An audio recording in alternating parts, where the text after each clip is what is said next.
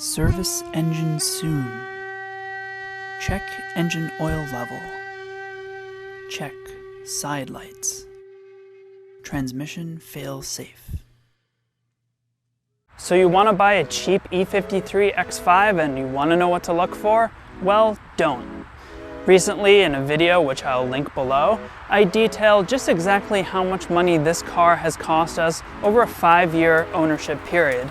And despite doing most of the work as a DIY myself to record videos for this channel, it still somehow cost us over $13,000 in that same period to own this car.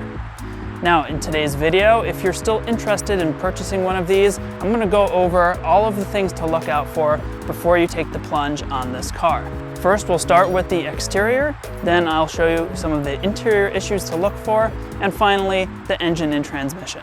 Now, the first thing you want to look at when you're buying a car is obviously check out the exterior paint condition. You'll see it in the photos before you come and look at the car, but when you get there in person, you want to look up closer, feel all of the edges, make sure it doesn't appear to have been repainted, and also check down here in the lower parts of the body for rust. I like to open the door here and feel all along the edges here and check for rust bubbling, and it is pretty common on this X5 if you're looking at the car in the New England area, because all of the salt will eventually cause some rust issues on these cars. But for the most part, they did a pretty good job at the factory in rust proofing these cars. And the most important thing to look at is to see if there's any history of replacement of the brake lines.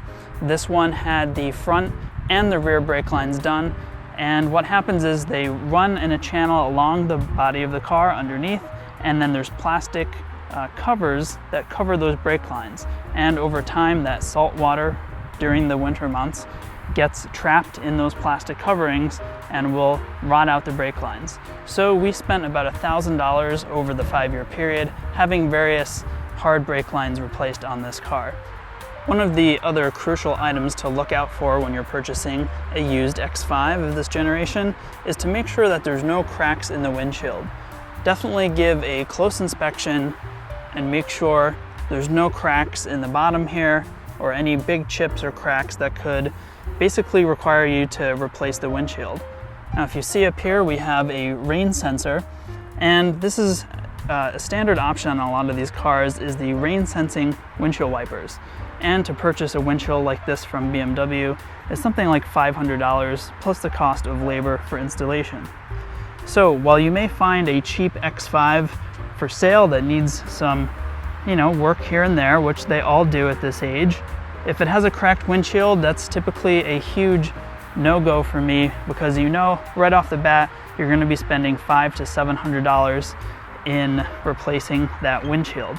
If you end up buying one of these cars, there is a 100% chance that during your ownership you're going to need to replace these door handle carriers. Now, inside the door here is a metal door carrier, and I have a DIY video which I'll link that below, show you guys how to replace these. And I've had this X5, and I also had a red 4.4i for a brief period of time, and I ended up replacing the passenger front and the driver front door handles on all of these cars. So what happens is when you lift this, there's a cable that goes through the door, and over time that cable gets stretched out and is weak. So when you're looking at one of these to purchase, you want to make sure that the door opens nicely, easy like that. If there's any issue where you are having to pull extra hard and lift up like this to pull and get that door to open, just know that you're going to be in for a nice ride for some first DIYs immediately upon purchasing the car. Now, when you're inspecting one of these cars, the first thing you want to do on the interior is put down all 4 windows, front and back, and the sunroof. Make sure that the window regulators are not broken. It's extremely common in these cars, and all BMWs for that matter. And it's always a nice surprise when you buy a car and get home and someone gets in the passenger seat, puts their window down, and you hear a snap and the window is stuck down. I can't tell you how many times that's happened to myself and friends and family. And so when I go to look at a car, one of the first things I do when I get inside is put all the windows down, listen for any sort of bang or looseness or anything weird. You'll also want to take a close look at the sunroof operation on these cars. These have a massive panoramic sunroof, which a lot of people say is great, and it's lauded as some kind of great option to have. But the reality is, if you've owned one of these cars, you'll know that opening the sunroof is a complete nightmare. Most of the time, you'll be driving around, going for a nice fall drive with your family. You'll open up that panoramic sunroof, and then it will be stuck open. Or you try to close the sunshade and it will jam and cause other issues with the sunroof. It's very, very common to have issues with these, and the best method of dealing with it is to just never use it. And that's 100% serious. So basically, this sunroof here is slightly stuck open because the sunshade here is jammed. And so we basically do not touch that sunroof button because we're afraid of it getting further jammed and being stuck open forever, which would be a very expensive nightmare to attempt to fix. So long story short, don't touch the sunroof, leave it closed, pretend that you don't have a sunroof or it doesn't exist, because when they break on this car, it's extremely expensive and difficult to repair. Moving on, you want to check out the tire condition. Go ahead and make sure that all 4 tires are matching. You can see the tire size here, 235, 65, 17. That is a standard tire size for this model without an 18-inch wheel. You can also take a look at the brake rotor condition by peeking in through the spokes of the wheels here. And you can even, if you take a close look, you can usually see how thick the brake pad is. I don't have a good shot of it here, but you can sort of tell whether or not the brakes are going to need to be changed in the near future. Now, as for the interior, one of the things to check is these sunshades here.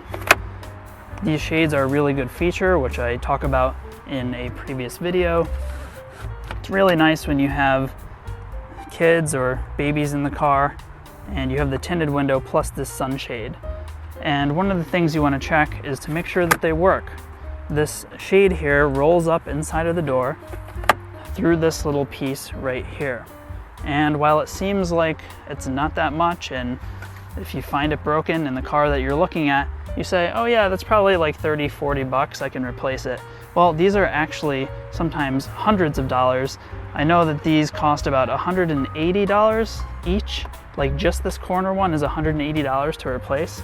And if you have both of them broken on this car, that could add up to almost $400 just to replace these corner shades, which commonly break and tear. And the reason why they break and tear is because you have tiny baby hands or toddler hands reaching out of the car seat and pulling these and ripping these. So it's pretty easy to come across an X5 if the owner had kids and find these broken. Another item to make sure that is working on the body of this car is the tailgate and the hatch. So definitely make sure that everything is working. This button here is working. This is a common failure point on these, unfortunately. This one is definitely working. Now you can also lift up this hatch compartment here and check out the condition of the spare wheel. You can check down in the spare wheel compartment for any water or any sort of weird issues going on.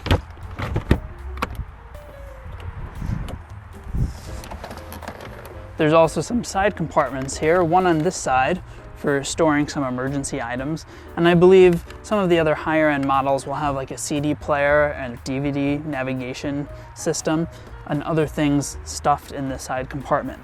Over here on this side, we also have some fuses and some relays, and you can just check out and make sure nothing weird is going on in those compartments. Now, under the hood is where you're going to get a lot of information about the condition of the engine of the car. If you smell any burning oil, usually that's due to oil leaking from the valve cover gasket that drips and seeps onto the exhaust manifolds. That will continue burning, and then you'll have that burning oil smell. So check for leaking oil around the valve cover, and that's not too hard of a job to do yourself and is easily remedied. And finally, here's what a worn out Vanos unit sounds like that is in need of a rebuild.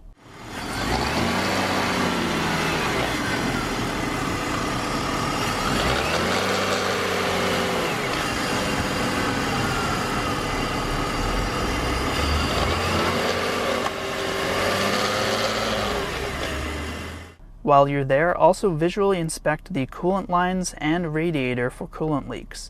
Check out the belt condition and look for any body rust under the hood. Now, you should always take a BMW specific scan tool with you when you're going to buy a car, such as this Creator C310. I will link this down in the description below, and you can find this on Amazon for about $55. Now, what's important about this tool compared to a generic one is that this will let you get into not only the engine system, but also the transmission, the transfer case computer, and all of the body modules on the car. That will allow you to check for any hidden codes that may not necessarily show up on the dashboard, but they could be hidden or stored fault codes that you need to be aware of before you make a purchase decision. And finally, the transfer case gear is a weak point in these cars. However, the transfer case gear can be replaced for about $20 in parts and a few hours yourself at home without a lift. And I will put a link in the description below for my complete step-by-step guide how to replace the transfer case gear in one of these cars. As always, thank you guys so much for watching. I hope this video was helpful. If you do decide to purchase one of these cars, they are a decent, affordable if not too many things go wrong, mode of transportation. But don't say that I didn't warn you. As always, thanks for watching, and I'll see you in the next video.